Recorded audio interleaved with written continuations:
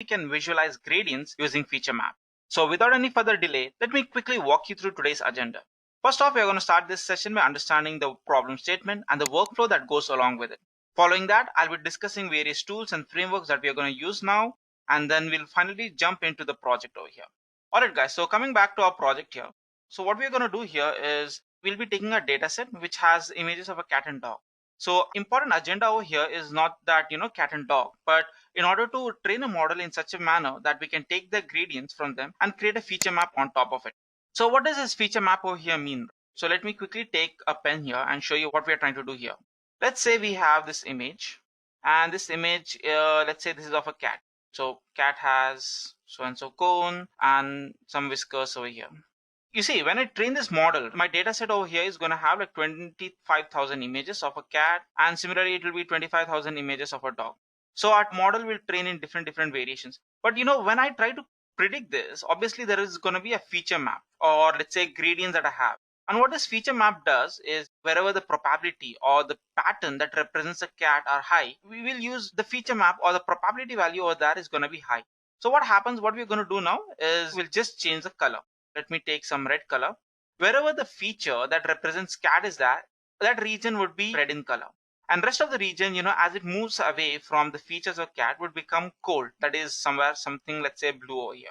So this is what we're going to do here. First off, we'll take a couple of data set and we'll try to train it. And then as the main agenda says, we are trying to visualize the gradients. Usually people say that deep learning models are black box model.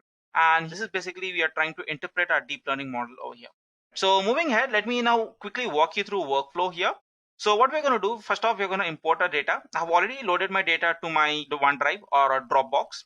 And once we load our data, we're going to segregate them into cat and dog, just so that I can use data generators. And once I train my model, I won't be creating my own model here. Instead, what we'll do is we'll use some pre-trained model. And let's take something like Inception model or 𝐕GG19.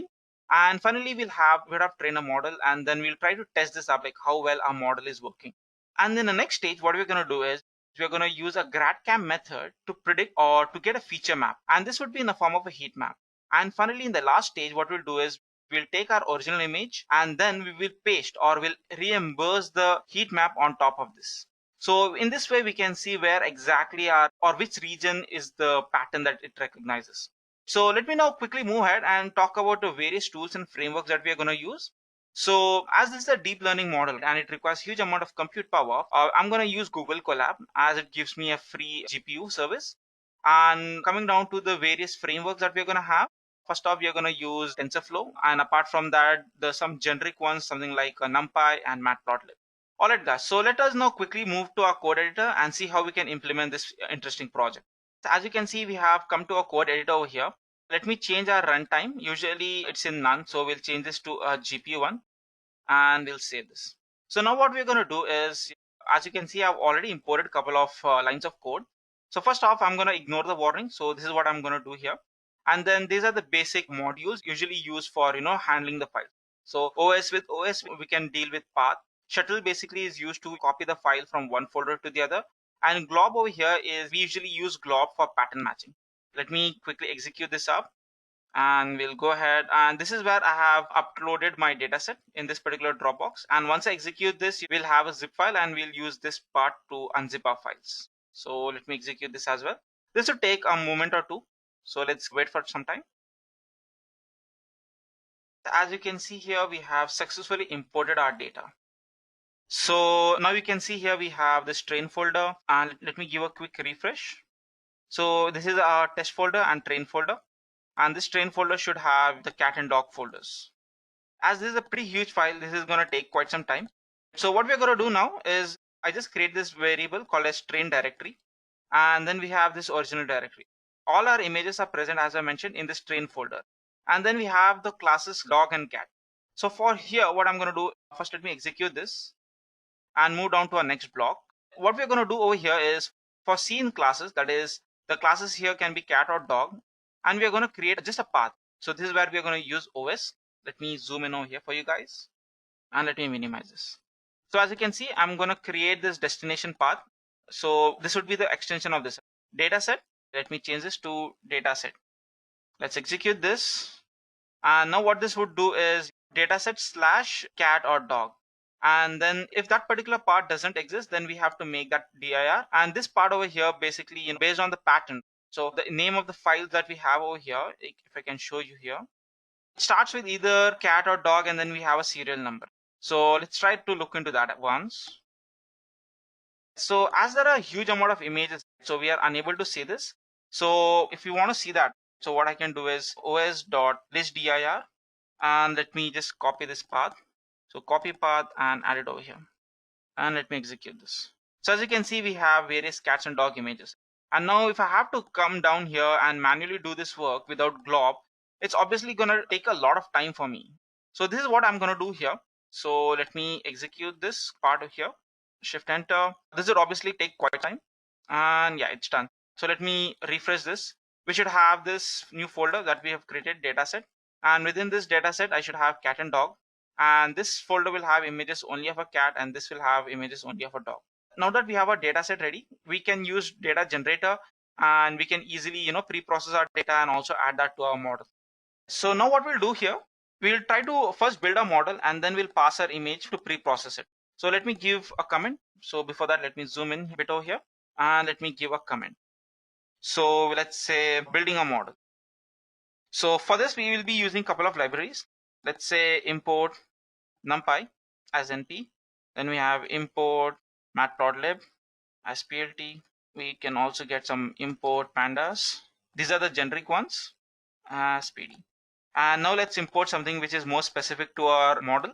So over here, what I'm going to do is from tf, that is TensorFlow. First off, let's import TensorFlow. Import TensorFlow as tf. And now what we'll do, from TensorFlow, or that is tf.keras.layers, import, as we're going to use just the pre-trained model, so we'll have to use just two, that is going to be dense layer would be for classification, and then we can also use flatten. And as of now, we'll just ignore this TensorFlow. So first off, we have got the layers. Now we'll import the model. So from keras.models, import model. This is basically functional API. So we have two options usually, that is sequential or functional API. And to get a functional API, we use the model. So moving on to the next one, let's get a pre-trained model. So we have keras.applications. Let's see which one we can take. We have DenseNet, we have Inception, ResNet v2. Let's take something new. So let's take Inception v3, and let's import. Let's see what we have over here. So we have Inception v3, we have that. So we'll get that up. Then we have to get the pre-processing as well, right? So pre-process input, and yeah, this should be it. And finally, moving on to getting our image. So from keras.preprocessing.image, import. Let's see what we have. So we have to get our image data generator over here. So this should be it. And just for the generic sake, I'm also going to import keras.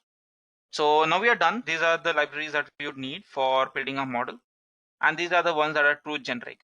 So now that we have executed this, let's now quickly go ahead and build a model. So this thing happens in two stages. Let me quickly show you that. As you all know, first off, we are going to build a base model, and this base model would be our Inception v3. Whatever outputs I have of Inception v3, I'm going to add this to my flatten layer, and then back to our deep neural networks. So, and over here, we are not going to train the weights. So for every layer, we are going to see that not trainable is equal to false. And this is how it's going to work. And this model that we have will be our final model, which we'll give name as model. So let's now quickly do that. So we'll give the base model, and what we'll do is we'll call the Inception v3. Now we're going to provide the input shape of our image. So input shape, let's say 256, 256, 3. 3, as you all know, it's for the channel. And then we have include top, that is false. And this is all there is we have to do to get our model. Let me execute this now. This is gonna make sure you're connected to the internet, because this is gonna download Inception v3. Once this is done, as I mentioned earlier, we are not gonna train any layers over here. So for this, what I'm gonna do, for layer in base model dot layers, and layer dot trainable would be false. And now we execute this. Yeah, now that we are done, what we're going to do now, whatever is the output of our base model, we are going to take that and add that to our actual model. So for that, let's say we are going to use functional API. So let's say X is one variable and we are going to flatten this. And obviously you're supposed to give the input for this. No, for the input for this is going to be base model dot output. And again, we'll have X. So over here, we're going to give a dense layer. And as we have number of classes as 2, so our units over here will also be 2. Activation that I'm going to use is going to be sigmoid. And the input for this is going to be X. This part is going to be the input for this. And finally, let's create a model. So we'll give the name here as model, and we'll say model, and just give the inputs and outputs. So base model dot input, and finally we have our X parameter. And now let's try to see model dot summary. But before that, let's compile our model. And here we're going to give a couple of parameters. We have optimizer. The optimizer I'm going to use is Adam. And then we have loss. Let's say we're going to use binary cross entropy. So we have keras dot losses dot binary cross entropy. And then we also have metrics here. And we are going to provide the metrics to be accuracy. And now let's see the summary of this. So for this model dot summary, and let's execute this. So as you can see, this is going to be a pretty huge model. And although it's not necessary for us to use such a complicated model on such a simple data set, but we are just trying to see what's going to happen, right? So this is something new that we are trying to do here. So this is the input layer. As you can see, it's 256, 256, 3. And finally, we are going to take the outputs. Let's see how our output over here looks like. This definitely has a huge amount of layers. So as you can see here, this is our activation function. Then we have mix 10, concatenate, and finally we are trying to add this, right? So flatten, and then finally we have dense layer, which has 2 outputs. Looks great, no? So now what we're going to do, in our next stage, we are going to pre-process our image. That is, pre-process our data using data generators. So we are just going to use training data generator. So let's say train data gen. Over here we are going to have image data generator. So couple of things, we can add all of these values here. So let's now start adding all of these values, and the more the number of values I add, it's like I'm adding more number of dimensions. So let's now get started. So let's say feature center, we can set this to true, and then we have stepwise center. Let's ignore that. We can add this rotation range. This is how much our image tilts. So let's say 0.5 or let's say 0.4. And then we have width shift. Let's give this as 0.3. Then we'll do horizontal flip. Let's say true. And we are also going to add a pre-processing function, which is pretty important. The reason is because as we're using this inception model, so this model are trained on certain data set. So we are just going to provide that as well. And let me quickly see what that's going to be. So that's going to be this part, pre-process input. So let me scroll down. For this, let's add pre-process input. And then let's say vertical flip. It's totally up to you. We don't have to rescale over here. The reason is because anyways, we are passing this through a pre-processing function. So we don't need to do that. And then let's see something else. We can add this zoom range. Let's say zoom range to be 0.4. Similarly, we can also add some more values. Let's say something like shear range, 0.4. And I think this should be fine. So what I'll do is, just for the simplicity's sake, let's try to add this one below the other, just so that it looks good, right? So we have added this data generator. As you can see, we have added a couple of dimensions, and we'll execute this now. So now finally, after this, we have one more step. That is, let's say train data. We'll give this name, and this is going to be train data gen with the function flow from directory, and we are just going to pass a directory name. And let's come back here, and this is going to be our directory. So we'll copy the path, and now we'll give directory name over here. Then obviously we need the target size. So as I mentioned earlier, it's going to be 256, 256. This should be similar to what we have provided, or else your model will throw an error. And then as is a pretty huge amount of data, we are going to pass some batch size as well. So let's say batch size to be 36. And let me do the same thing here. Let me put this one below the other. So we are done with this, and let's try executing this from now. So as you can see here, we have 25,000 images which belong to this class, and each class has 25,000 images. So if you want to see what is the index value which we have, let's say train data dot index. Now you can see 0 here represents cat and 1 here represents the dog. So this is great. Now finally what we're going to do is we're going to train our data. Before that, let's add a model checkpoint. So let me give checkpoint. So before we move ahead for model checkpoint, I'm pretty sure now you might be wondering how does this data would look like. So let me quickly show you that as well. So before we go ahead, let me add that as well. So visualizing the data, right? And let's see how this would look like. So for this, first off, we have this function that is train data dot next. This returns two things. One is the image and the label. So we have train image and then we have label. Although label isn't that important, but yeah, let's add them up. So if I just see t.train t image, this is basically, all the images that we have. Now we'll pass them one another, like one after the other, and let's see how that would look like. But before that, let me see the shape. So as you can see here, we have 36. If you're wondering why we have 36, that's the batch size that we have given here. And 256 is the size and 3 is the number of channel. Instead of 36, we can also give batch size as 64. Just increase the number of images.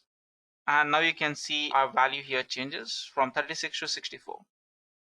And now let's try to plot the images. For this, we'll create a function. Let's say def plot image. And we are going to pass image array and then label. Let me tell you what this thing gives. So let me give a comment here. So the input here would be array of images, right? So image array. That is going to be t image. And output, we are going to plot the images. So now what we'll do for I in image array, right? So image array. And what we'll do here, if I try to do this, all the 64 images would get printed out. So I don't want that. We'll add a function here called as enumerate. And with this, I can also get the index over here. What we'll do, we'll give a name here as image. Index will be idx and then image, img. This looks great. And what we'll do here is we'll just print for the top 5. So if index is less than or equal to, let's say we want 10 images. So if this is the case, then we'll have plt.figure. And here we're going to pass figure size. Let's say 5 cross 5. Then we have plt.imshow. We're going to pass image here, img. And the title for this would be plt.title, the size of our image. Let's say the size over here. That's going to be shape. And finally plt.show. We can turn off the axis. plt.axis. This can be false. And let's execute this. So now all we need to do is pass this image over here. So let me copy this and add a code, and all we need to do is pass this part here, t image. So let's quickly do that and let's execute this. So as you can see, we have images of cats and dogs, and obviously this data has pre-processed. All of these are pre-processed images, and this is how it works. Now if you want to increase the number of images, you can definitely do that. Let's try adding label. So instead of this, let's also add label. If I want to add label, then I can add, one more value, but let it be for now. So now what we'll do, we can just turn off the axis. That's done. Yeah. So this is all that we can do over here. And let's now move ahead and let's try to create a model or train a model. So let's do that. So that is from keras.callbacks, import model checkpoint and early stopping. And now we'll just create a class instance of this. So for model checkpoint, it's going to be MC, and we have model checkpoint. So let's see what are the different parameters. First off, we have file path. This is where our best file is going to be saved. So we'll say best model is going to be saved here as best model.h5. So this is great. Then we have to monitor validation accuracy. And apart from that, we have verbose. We want to see what's happening. So we'll say verbose is equal to 1. Save the best file or save best only. This would be true. And yes, so this is fine. Let me just rearrange all of these just for better aesthetics. So we are done with model checkpoint, and now we'll come down to early stopping, and we are going to say EC or ES, early stopping. So over here as well, we are going to see what we're going to monitor. So monitor validation accuracy, and then we have minimum delta. So here I'm going to keep a big value. As our model is a bit complicated, what we'll do is instead of a big value, let's take up a narrower value, 0.01. Then we can have patience, that is the number of times it should wait. So it's going to be 5. Same here, we're going to have verbose. This should be 1. And mode obviously is auto. So this should be fine. So now let's try to fix this up. Let's align this. And we'll put all of these in an array. So it's be CB, that's callbacks. And we'll have model checkpoint and early stopping. And we execute this and we're done. So finally what we'll do, we're going to train a model. Model returns factor over here called as history. So this is going to be HIS. And then we have model dot train, or it's going to be fits. So fit generator. So now we have to pass the generator. We have test generator, right? So we have test data. It's going to be train data. And then we have steps per epoch. Let's say we're going to give steps per epoch over here as 10. Then number of epochs that I want to follow, we can give 30 or any number, 300 or whatever, because as we have callbacks, so once we know that model has trained properly, we don't have to worry about it. And then we'll also pass callbacks. Callbacks will be CB. This looks great, and let's try to execute this now. Make sure your runtime is in GPU, or else it's definitely going to take quite a lot of time to train your CNN model. Meanwhile that is training, let me just give a proper alignment here. And yes, this should be fine.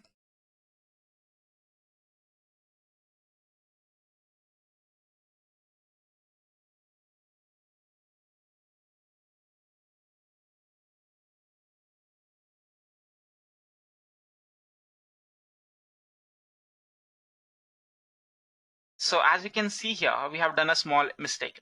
So although the model has trained perfectly fine, but the issue is that our model checkpoint didn't work. And the reason for this is because I had done a small typo. So what we're going to do here is, let me quickly take this up, validation accuracy, and let me come back here and let me fix this up. And let me do the same over here. What happens over here is, if I don't try to do this, our model might end up overfitting. Let me do a cross check here once again. So we don't have validation accuracy here, right? So that's why it's not working. So what we'll do, we'll just take up accuracy and add it over here. So one more thing, keep in mind, if I try to rerun this and this block again, so what happens is my model will start training from here because everything is saved. So if you want to retrain your model, all you need to do is just go back on the top, go to the place where you have initialized your model, that's over here. And once you come here, we'll just try to run all of these once again. So this is the part where we have to rerun. And once this is done, now all we're going to do is come back to this model checkpoint. We'll run this and this as well. So now instead of going through all 30 epochs, I'm pretty sure it's going to be like very few.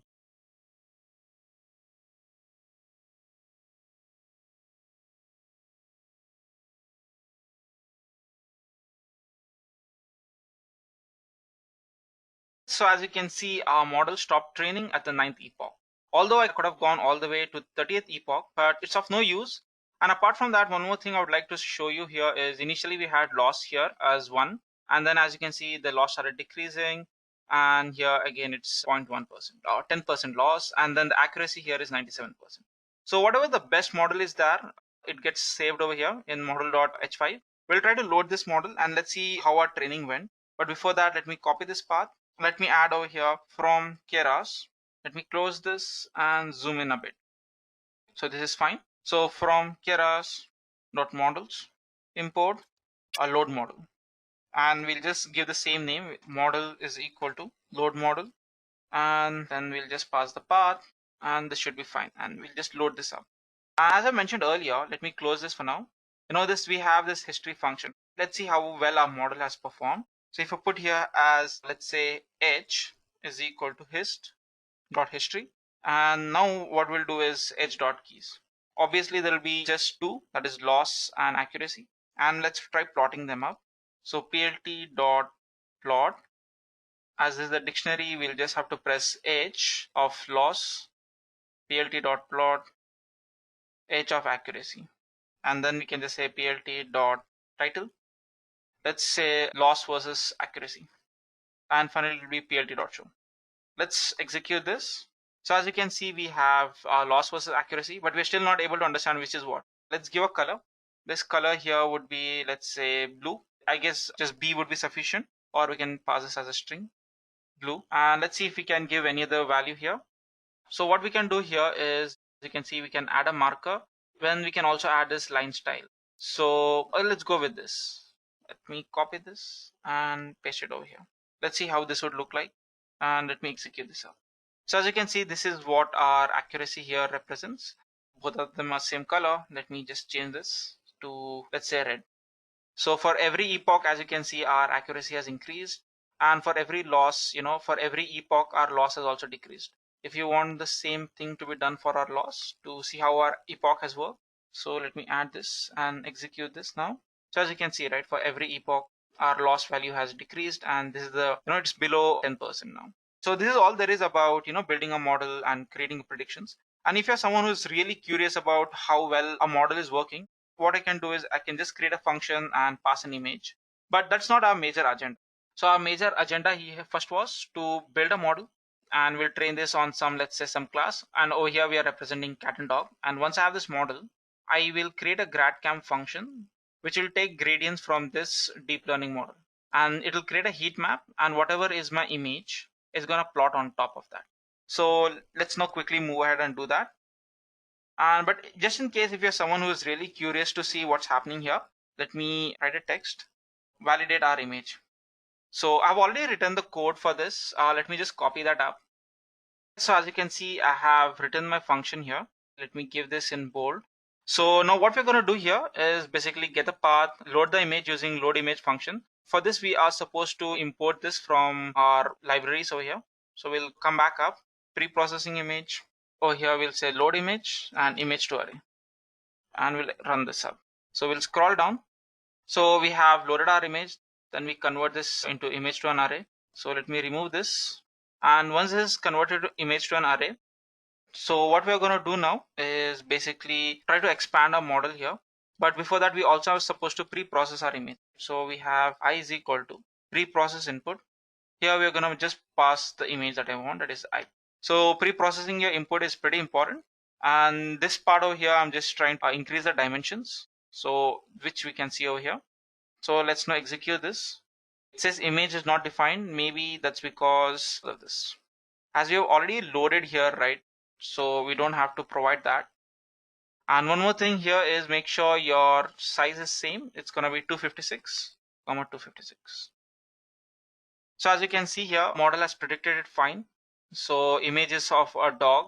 And the reason why you're getting this initial error is because we haven't regularized it. So if you want, all you can do is divide this by 255. And so you cannot divide this by 255. The reason is because, we have already pre-processed it. So this would remain the same. And this is what it is. I can remove the axis, plt.axis. We'll just turn this as false. And yeah, so this is what happens. So as you can see here, our model has predicted fine.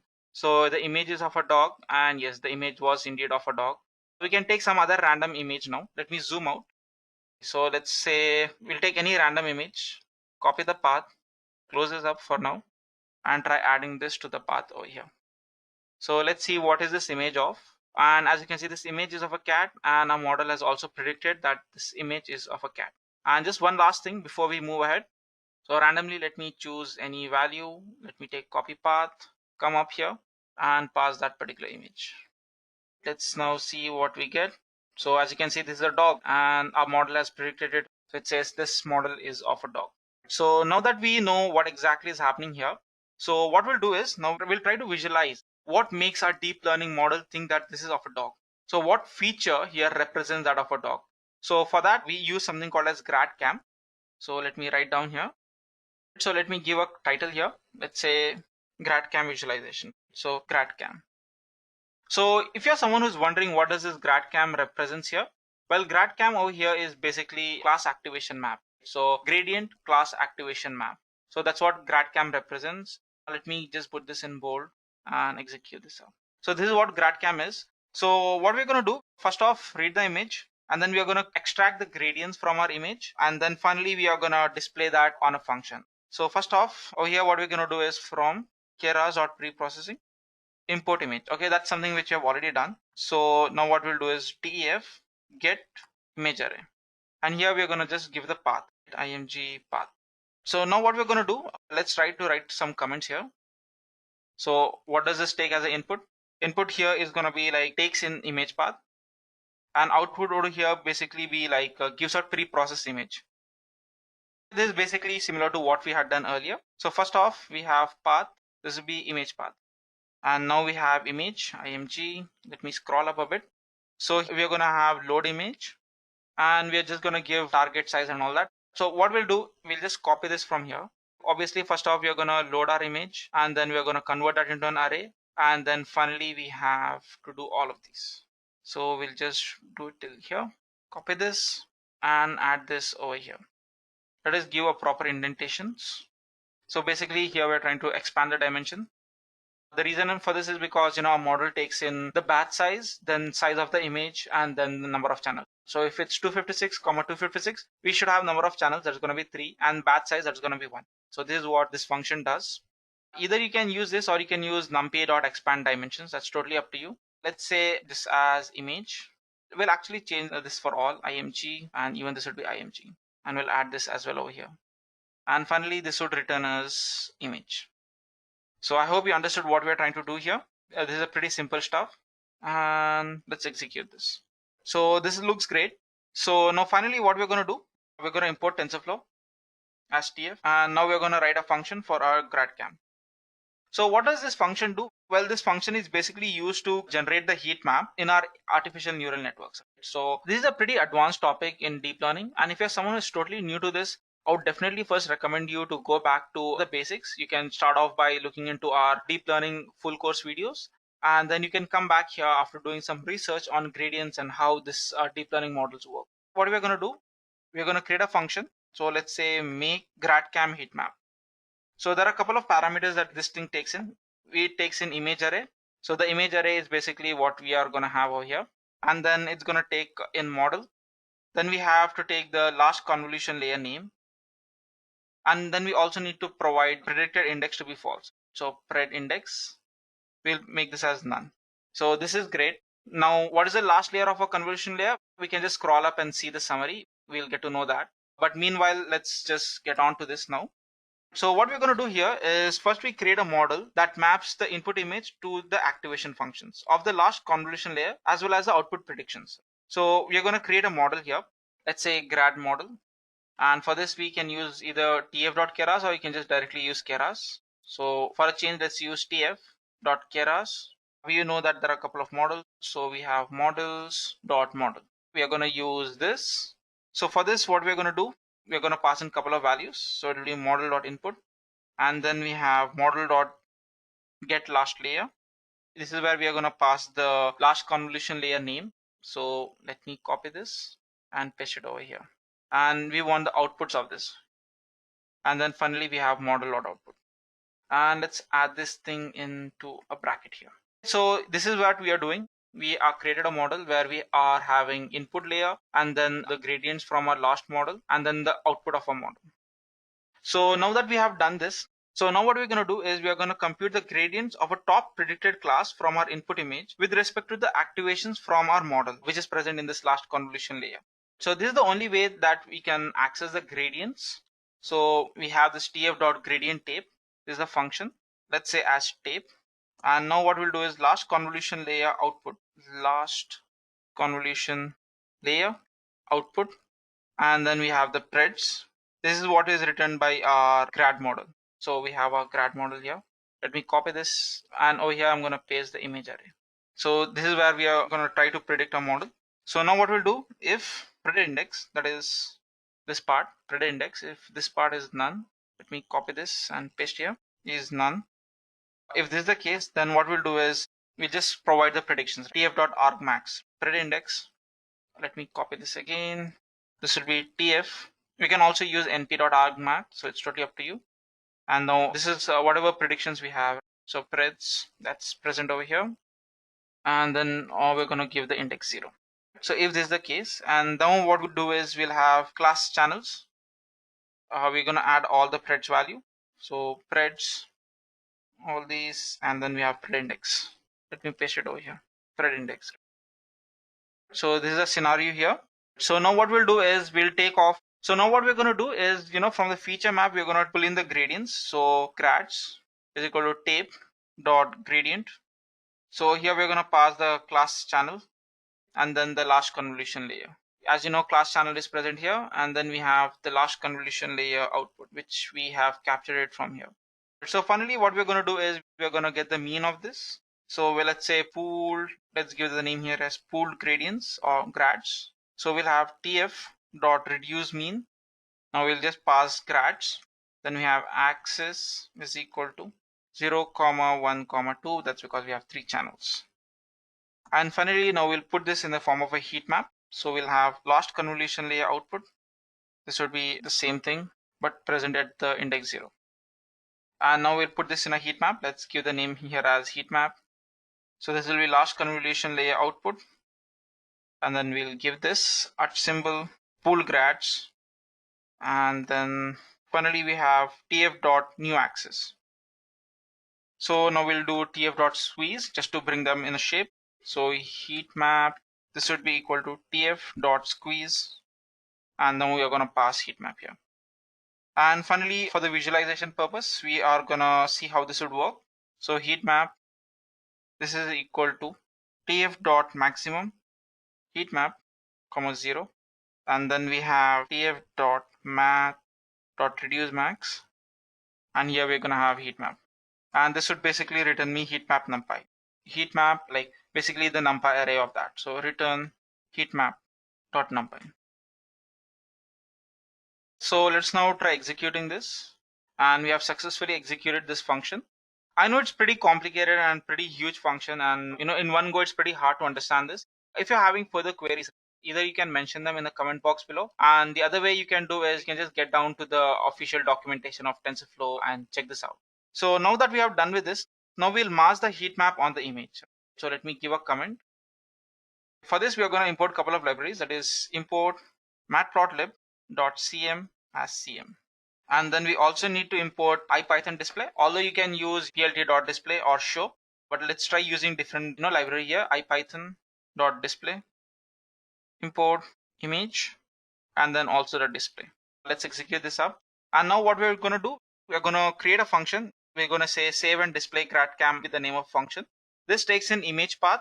We'll also have the heat map which we have created. Then place where we want to save our Grad-CAM image and then the alpha value. So we'll have df save and display Grad-CAM. So we'll have to take image path, and then we have heat map, then we have cam path. So you can just give any name. We'll give it as cam.jpg, or you can give any name you want, and then we'll also have the alpha value.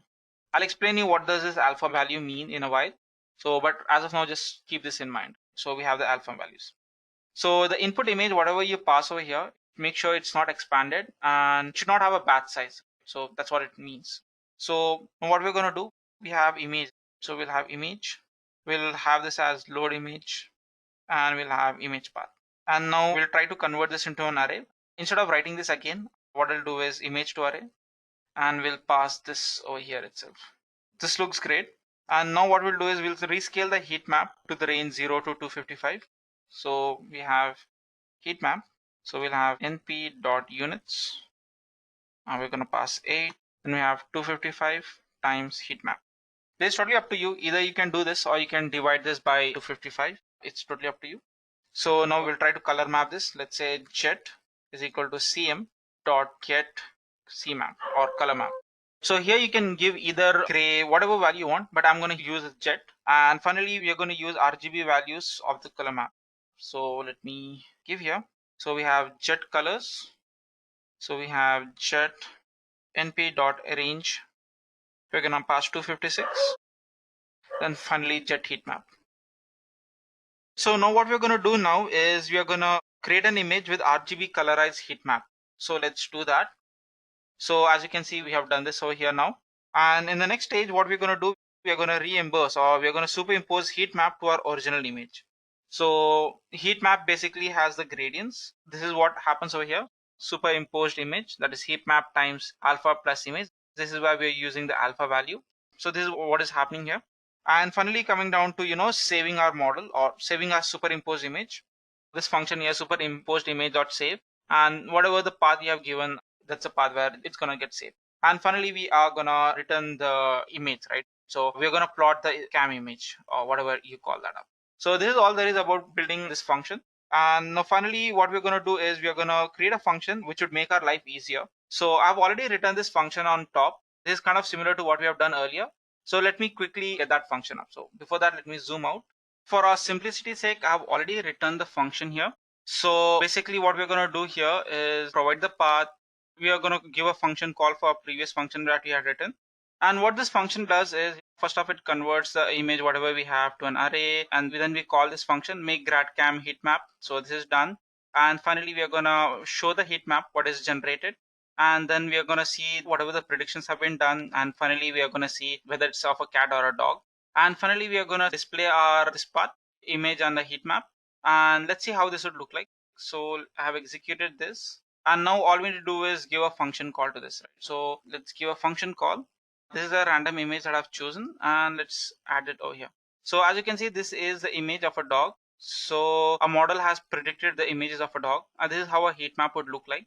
And when I try to map this heat map to this image, you can see this particular model took this nose as an important function. So what we'll do is let's go to Google now, and let's take any random image. Let's say there is a dog and a human. So man and dog. So let's take any image. I think this is a good image over here. So what should happen now is the heat map should be formed on the dog. So let me save this image and upload it over here. So let's try to upload this. And now all we're going to do is pass that image. So we have this one, smiling man and a dog. We'll copy the path and pass it over here. And let's see how this would look like. Let me execute this. So as you can see, first off over here, according to the heat map, this purple color over here represents that we don't have any feature. And this is where, we have multiple features. Anything closer to red, it means that that's the place that it's referring to. So here we know we have a picture of a human being. So if I scroll down now, as you can see, there is no heat map which is generated over here. But the model has taken into consideration of, the dog's tail and the fur and all of that. And let's see what it has predicted. It has predicted, right, the images of a dog. And if you want to see the original image, so this is the original image over here. Let's give it a try with other image here. Let's see how that would look like. So let's say something more complicated.